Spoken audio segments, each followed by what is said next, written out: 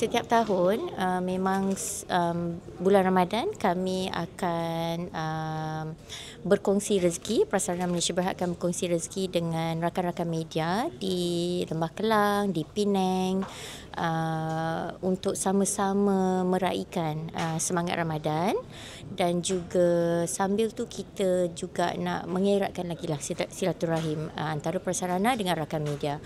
So sejak 8 tahun dah kami buat dengan rakan-rakan media di Serata Lembah Kelang, dan alhamdulillah tahun ni yang pertama dengan Media Mulia. Ya, sebab pihak media memainkan peranan dalam penyampaian penceritaan kami lah. Prasarana kan operator pengangkutan awam di Lembah Kelang dan Penang. Jadi kami sentiasa memerlukan sokongan daripada rakan media untuk sampaikan usaha kami, penambahbaikan kami kepada para pengguna lah di luar sana. Dan tanpa media memang cerita kami tak sampailah.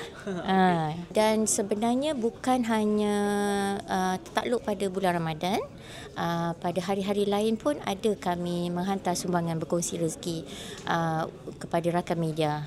Jadi memang menjadi macam satu praktis lah kepada kami di prasarana, untuk masing-masing menghargai relationship yang kita ada ni. Kita nak raya lagi kurang 2 minggu kan. Jadi pesanan kepada semualah penduduk di Lembah Kelang atau di Malaysia, siapa nak balik kampung berhati-hati dengan cuaca sekarang, dan siapa yang tak balik kampung tu kita cubalah cari keriangan di kota ni, insya-Allah.